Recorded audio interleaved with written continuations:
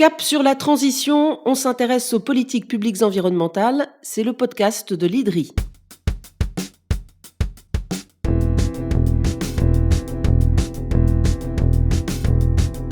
On vous emmène sur les océans aujourd'hui, dans le sillage de ces énormes tankers qui transportent peut-être la veste que vous avez achetée sur Internet, mais aussi des matières premières, le pétrole qui se retrouvera dans le réservoir de votre voiture. Le transport maritime représente 80% du commerce mondial en volume et 70% en valeur. C'est l'un des secteurs qui doit évoluer pour contribuer à la transition. Il représente 9% des émissions du transport et environ 2% des émissions globales de gaz à effet de serre. Comment évolue-t-il justement ? Est-ce que la transition est bien enclenchée et va-t-elle assez vite ? On en parle avec Yann Briand, responsable de recherche climat et transport à l'IDRI. C'est parti. Bonjour Yann Briand. Bonjour Sophie. Je précise que vous travaillez au sein d'un réseau de recherche international, le DDP, le Deep Decarbonization Pathways. Votre travail collectif est concentré sur les efforts de décarbonation du secteur du transport. Et donc, je disais, 80% de nos échanges de marchandises transitent par bateau. C'est beaucoup. C'est énorme. On est à 11 milliards de tonnes chargées chaque année sur les bateaux et il faut se représenter que dans les années 90, c'était 4 milliards. Donc ça a triplé en 30 ans. Énorme évolution. Qu'est-ce qu'on transporte ? Principalement des matières premières énergétiques à plus d'un tiers. Et ensuite, on transporte des matières premières pour l'industrie, du minerai de fer, des métaux, des minéraux, à un peu plus d'un quart. Et ce qui est une forte tendance qui a explosé dans les dernières années, c'est les containers. On transporte plus de 15% de conteneurs, de biens de consommation et produits finis qui arrivent dans nos grands ports maritimes.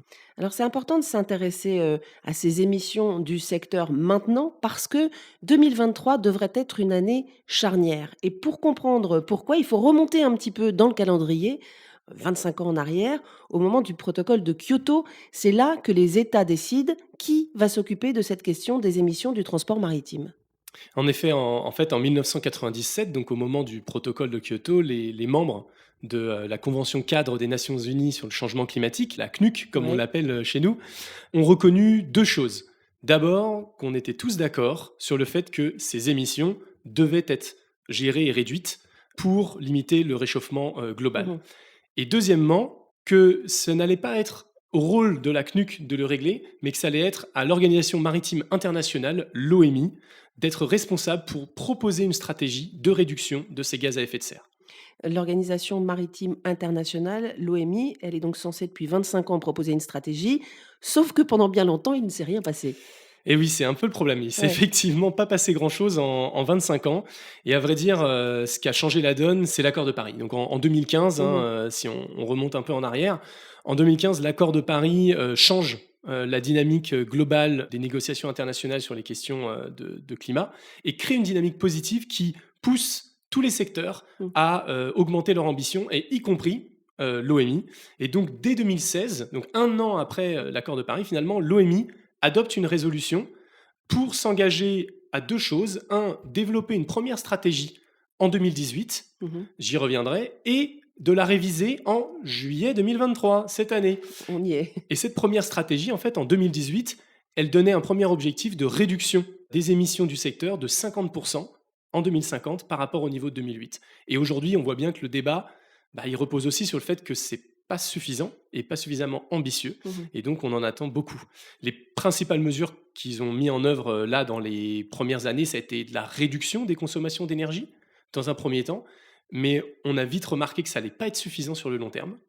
Et clairement, on a pu identifier qu'il y avait un sujet qui était absent des discussions, c'était la question de la réduction de la demande de transport, qui n'est pas du tout pris en compte dans la stratégie actuelle. Et depuis, en gros, la COP26, donc c'était il y a 2 ans, hein, pour que tout le monde s'en souvienne, il y a eu une forte accélération sur les questions des carburants. Qu'on a beaucoup parlé des carburants bas carbone pour le secteur maritime. Il y a déjà eu une déclaration qu'on a appelée la Clydebank Declaration, dans Mhm. laquelle les chefs d'État se sont engagés à renforcer l'ambition et le développement de ces carburants. Et même l'an dernier, on a eu John Kerry en personne qui est venu à la COP27 et qui a été un magnifique ambassadeur de cette stratégie des Mhm. carburants bas carbone avec son Green Shipping Challenge pour nous dire non mais c'est comme ça qu'on va décarboner. En plus de réduire la consommation d'énergie, on va mettre des carburants bas carbone partout et le problème sera résolu. Sauf que si on regarde ce que je vous ai dit au début, je vous ai dit que ça avait triplé Ouais. la demande, il y a toujours personne qui en parle de cette question. Et donc, c'est vraiment un enjeu pour la prochaine stratégie. Et en même temps, l'an dernier, en 2022, le GIEC a publié son dernier rapport d'évaluation. Que dit-il à ce sujet-là?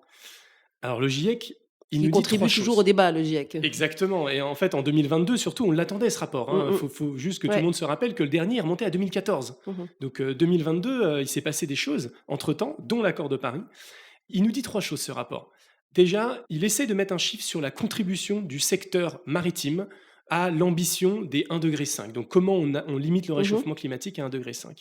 Il explique globalement que la réduction d'émissions doit être supérieure à l'objectif actuel que l'OMI Mmh. s'est fixé. Mais ça, globalement, comme je dis tout à l'heure, on le savait, la filière le sait, et en juillet, Mmh. on s'attend à un renforcement de l'ambition.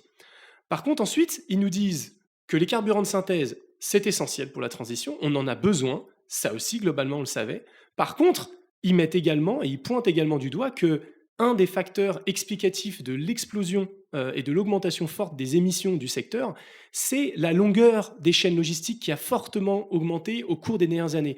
Ce que j'entends par là, c'est on fait beaucoup plus de kilomètres, on Ouais. parcourt beaucoup plus de kilomètres, les Mmh. Mmh. marchandises font beaucoup plus de kilomètres qu'elles n'en faisaient avant, et que ça pourrait tripler également si on ne faisait rien et si on ne touchait pas à cette question. Et donc ils disent, très simplement, il faut également regarder la réduction des tonnes transportées et des Ouais. kilomètres parcourus. Et sur cette question de l'organisation spatiale, finalement, des chaînes logistiques et la demande de transport, que dit, l'Organisation maritime internationale? Eh bien, rien. Qu'est-ce qu'elle répond? Rien? Rien, rien, et c'est un peu le souci, à vrai dire, à l'heure actuelle. Les projections de l'OMI sont, des projections, de croissance continue, sans discussion effectivement, autour de ce qui est transporté, ce qui ne sera peut-être plus transporté, ce qui doit être, peut-être régionalisé en termes de transport pour essayer de limiter ou de réduire les kilomètres. Donc, non, l'OMI ne dit Mmh. rien, et c'est d'ailleurs assez risqué en fait. Il faut juste se rendre compte qu'à l'heure actuelle, il y a des investissements colossaux qui se préparent dans le secteur, principalement du côté des armateurs qui possèdent les bateaux, et des ports qui gèrent les infrastructures portuaires et donc les infrastructures pour les carburants. Donc eux vont, là, dans les prochaines années, devoir faire des investissements énormes pour changer leurs bateaux et leur motorisation, et pour préparer la distribution des carburants. Donc il y a un enjeu, il y a un risque assez fort d'arriver à comprendre quel peut être l'impact du changement finalement de la demande pour Mmh. les choix d'investissement qui sont faits. Et de votre côté, Yann Briand, enfin, dans vos enceintes de recherche, comment vous y réfléchissez à cette question dans vos travaux? Actuellement, on travaille dans le cadre d'un projet de recherche européen avec plusieurs réseaux. À vrai dire, à la fois des réseaux qui impliquent les acteurs de la filière maritime, bien sûr, mais également des réseaux qui impliquent des grands industriels, qui sont les commanditaires, hein, des services de Mmh. transport, et des décideurs publics. Et en effet, on essaye de travailler avec eux pour mieux comprendre quels sont les facteurs qui peuvent impacter l'organisation géographique et spatiale des chaînes logistiques demain. Pour le dire autrement, pour une entreprise, pour ce qu'on appelle un chargeur, hein, donc les Ouais. commanditaires de transport, eux, ils prennent des décisions régulières sur la localisation de leur site de production et sur les choix de leurs sous-traitants. Ce sont des éléments clés, hein, de l'organisation d'une chaîne logistique, Bien sûr. et ça dépend de très nombreux facteurs, hein, puisqu'en fait, chaque chaîne de valeur a des facteurs spécifiques, que ce soit lié à la structure de coûts, donc les coûts salariaux, les investissements également passés, hein, des usines, ou La les coûts de transport. localisation des matières premières La aussi? localisation des matières premières, voilà, un Mmh. ensemble d'autres Ouais. facteurs, la localisation aussi de certaines connaissances, technologies, et ainsi de suite. Et donc ce qu'on essaye de faire, c'est de regarder finalement ce qui va influer sur ces différents facteurs. Alors bien sûr, il y a les innovations technologiques industrielles, mais ce qui nous intéresse, c'est les décisions publiques. Nous, on essaie de regarder comment les politiques publiques, Mmh. demain, peuvent influer sur ces facteurs. Et donc, pour cette année charnière 2023, on surveille les engagements de l'Organisation maritime internationale en juillet. Exactement, ça c'est la première chose à faire, faut surtout pas louper cette date-là. Ouais. Et par ailleurs, cette année, il faut aussi pas louper que d'ici la fin de l'année, en fait, on est dans la période de réalisation du premier bilan mondial dans le cadre de l'ONU et de la Convention 4 des Nations Unies sur le changement climatique, hein. Donc c'est une année importante de clôture de ce premier bilan mondial, Mmh. qui est un moment pour identifier les opportunités justement de coopération internationale. Et bien, c'est typiquement un sujet Ouais. fait pour ça. Et j'ai envie de dire, à plus long terme, il est également important qu'on réfléchisse aux espaces que les États pourraient trouver justement pour coordonner leur action. sur ce sujet, puisque on se rend bien compte qu'il y a des limites entre ce que l'OMI peut faire et ce que Mmh. l'ONU peut faire. Et donc, il faudra réfléchir au bon endroit pour que les États puissent se coordonner sur cette option. Et pour conclure, il faut se demander collectivement s'il n'y aurait pas un monde durable à imaginer sans un triplement de la demande de transport, en fait.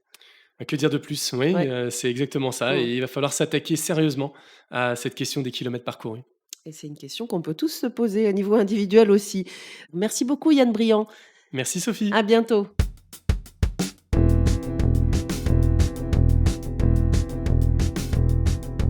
C'est la fin de ce coup de projecteur sur les émissions du transport maritime international. Vous retrouverez tous les podcasts sur le site de l'IDRI, I2DRI, ou sur les plateformes en cherchant Cap sur la transition. N'hésitez pas à nous faire part de vos remarques sur les comptes LinkedIn ou Twitter de l'IDRI. Et à très bientôt pour un nouvel épisode de Cap sur la transition.